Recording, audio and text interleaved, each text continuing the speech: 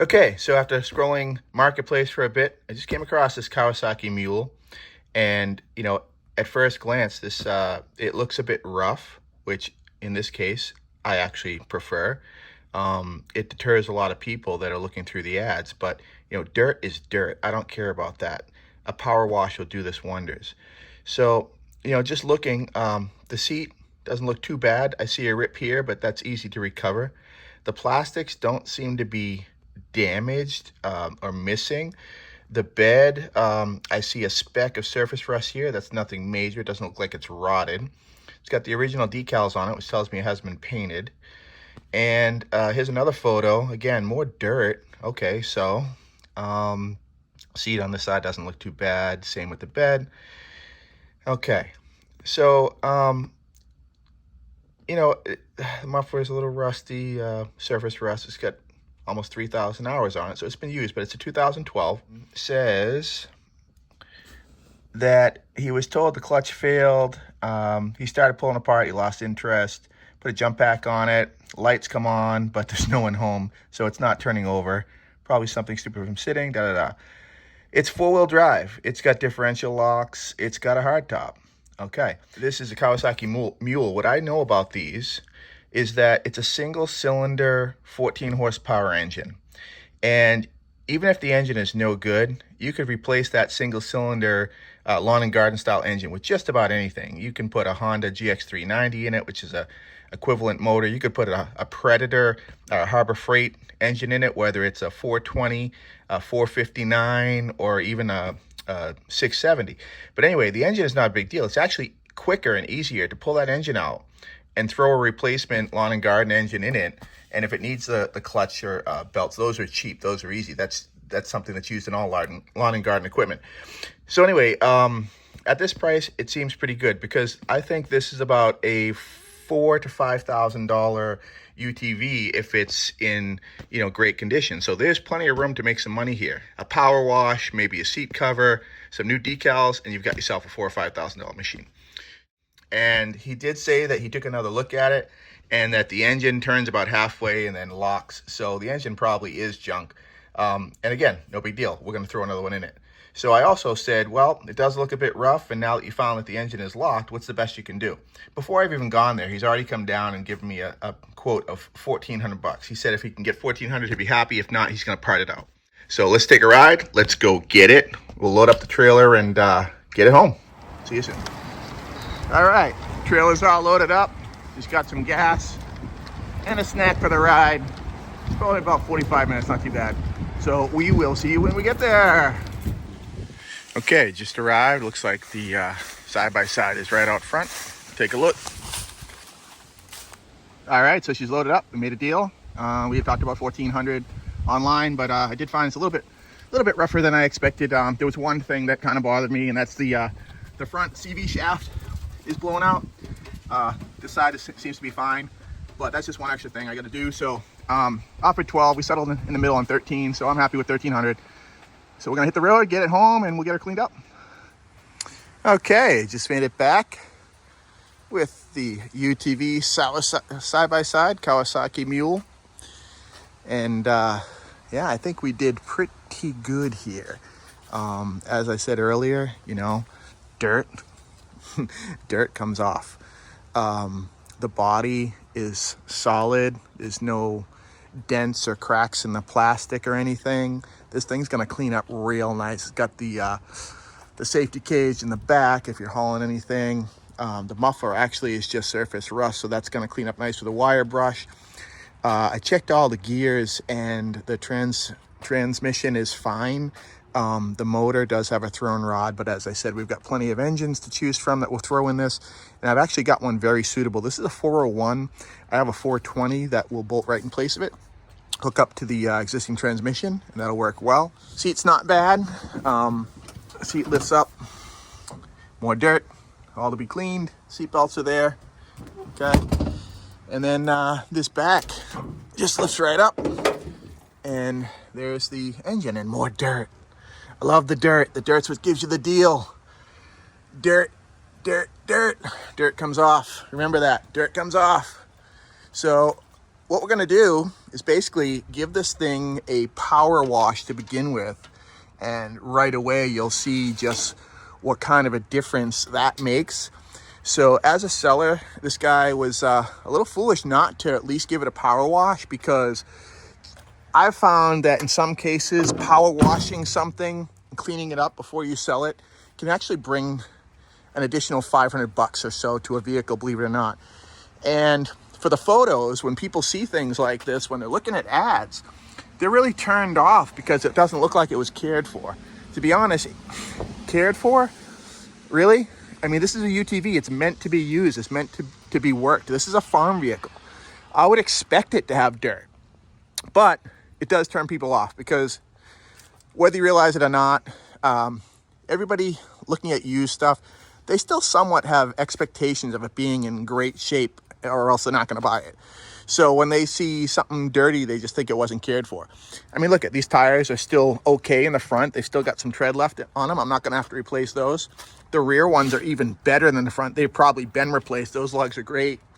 So I think we did really, really well with this one. All right, so I just rolled it off the trailer. Brakes work great. I was able to sit in it and roll down the ramp here and control the vehicle without it getting away from me. And now let's take another quick look at it so you can see what we got. So the rims obviously need a coat of paint, but fine condition. Suspension looks good. Same goes for this one. Gotta love the dirt. Okay, the bed is solid. No rot. Probably just put some spray on bed liner to freshen up the inside of that bed. Clean up the paint here. The frame is all solid back here. Differential is good. Axle's good. Brake lines, as I said, brakes are great. Panhard bar looks to be in good shape. All the fender flares are there and in good condition. The seat just had one area that's ripped, which I could recover. No big deal. The bottom is perfect. I don't even need to recover that one. And take another quick look under the seat. Seat belts. Okay. It steers nicely. It's got a nice rack and pinion on the front. I was told the lights work. He doesn't have a battery in it now, but he said he did have one in it and the lights were working. So take his word for it on that, but no big deal if they're not. That's something easy to fix if they don't. But overall, I think we scored big time. All right, got my power washer here ready to go. And the first thing I'm gonna do is I'm gonna lift this bed up, and we're gonna spray down the engine compartment with a little engine degreaser to help loosen up some of this stuff and make it a little easier to power wash off. So I'm just liberally spraying this degreaser on all the dirty areas, and I do not care if the engine gets wet. I'm spraying it everywhere because the engine is going to come out regardless. It needs to be repaired or replaced, and as I mentioned, I have enough different lawn and garden style engines around from other projects and things that I've done that I'm just going to choose one of those that would best suit this. And I think the 420 that I have is a perfect replacement for this 401. It'll be a slight upgrade, and it'll be easier to get parts for the engine as well. Now the transmission down there will stay, but this engine right here is going to be replaced. Turn this thing on. Let's give it a wash.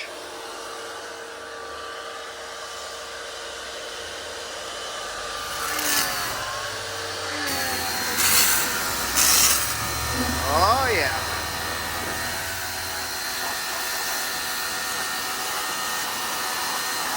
Look at that dirt, just run away. Run away, dirt, run away.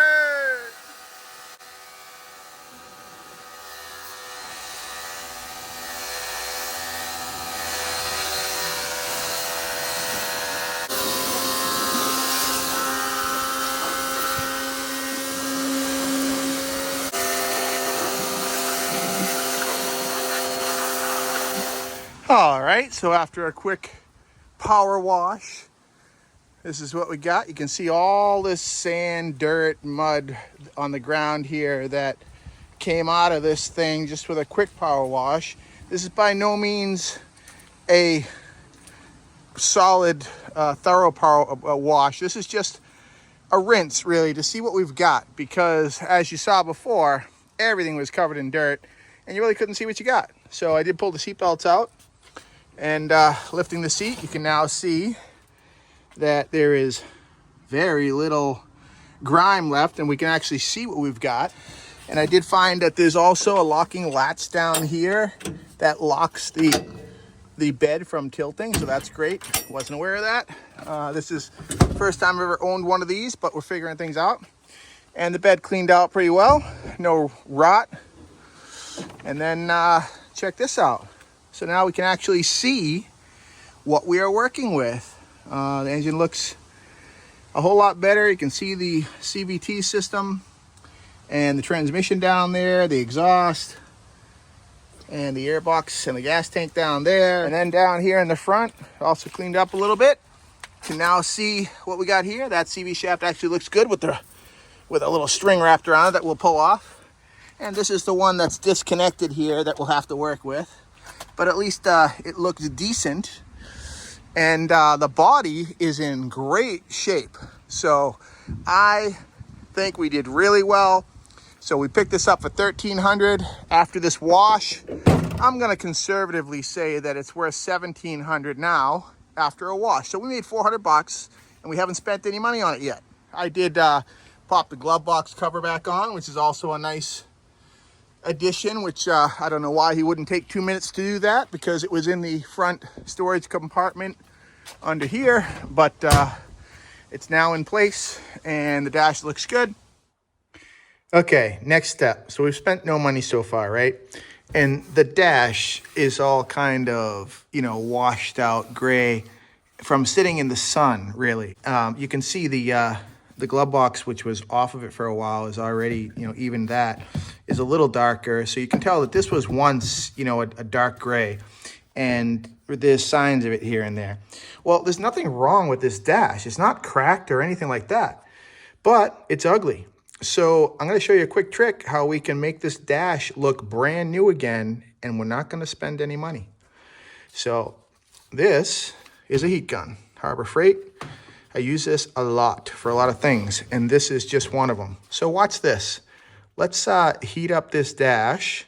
It's going to slightly melt the surface of the plastic and basically bring the finish right back to new. So let's check it out. Just back and forth, get it nice and warm. Look at that, it's already starting. You see that? Look at that. It's bringing the color right back. Like magic. Right down the side.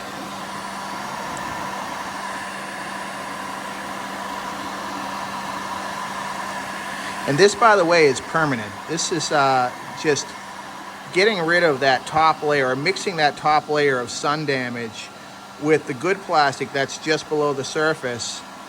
And then, you know, it melts back into its original color. So it's a permanent fix unless someone leaves this out in the sun again and damages it again. But you could do this over and over.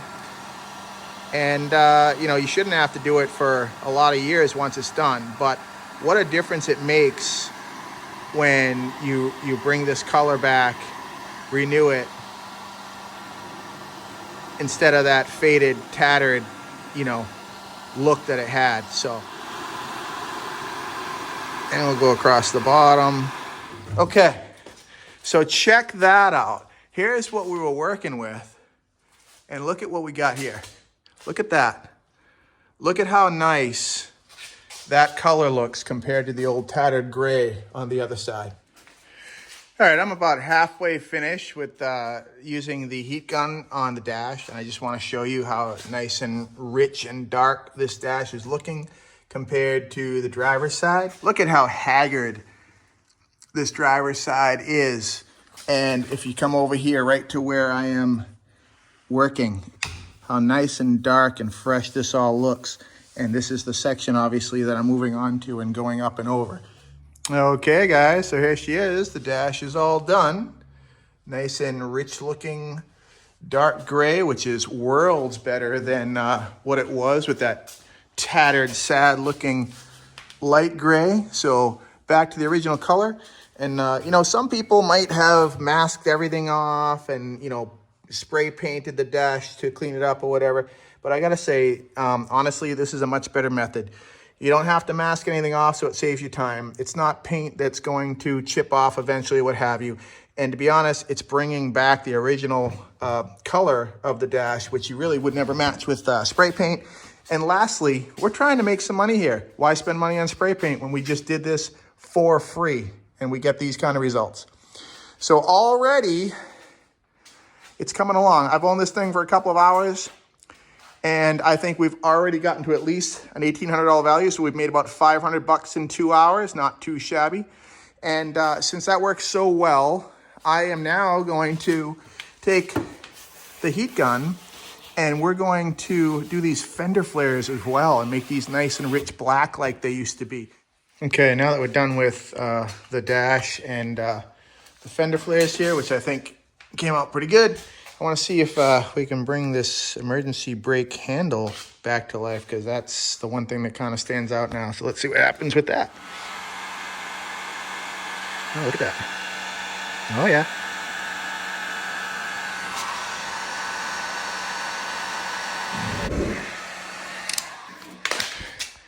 Yeah, that's not bad at all.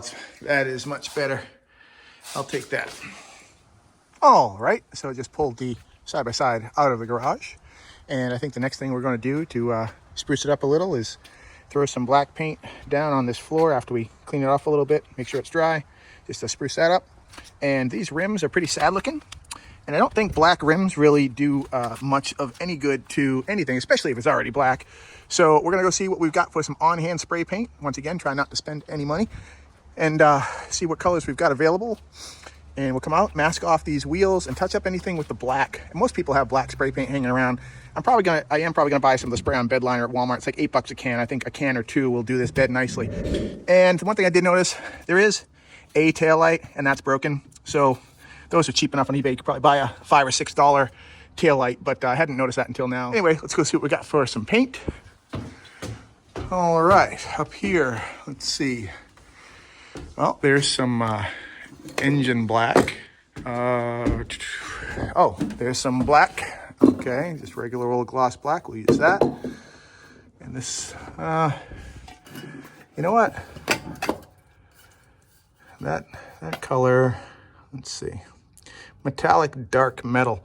You know what? That might be a nice color for the rims. I do have one full can, and this one's kind of feels like about a third of a can. All right, so I'll grab those, and let's see what we can do with that. Okay, here we are at Walmart in the paint department. And right down here, they got some satin black, and that's what we're gonna use. So we'll get 2 cans of that. Looks like it's $5.98 a can. Curtis, can you hold that for me? I think while I'm here, I'll pick up some semi-gloss black as well, just to keep on the shelf. And we're gonna see if we can find some spray-on bed liner. Okay, so they do have over here, they've got a few. They've got the Herculiner, Rust-Oleum Turbo, they got the Paint On, and Rust-Oleum Small. But based on the pricing, I think we're gonna go ahead with this one. Rust-Oleum huge can, turbo, 4 times faster drying, black rubberized coating. This should do the floor and the bed. That's a huge can. So, all right, that'll do it. All right, and the total was $46.34 for 4 cans of paint, 3 cans of paint, and the bed liner spray, and $3 worth of air fresheners. Okay, on Amazon, I just found the CV shaft that we need. It's a CV shaft for the Kawasaki Mule 610, 05 to 16, which covers our 2012. It is a front left or right side, so it looks like 5% off, $66.89 is the price. So go ahead and order this, and that's not too bad because I think this is about the only item we need to order for the project. So let's get that on order, and we'll have it in 2 days.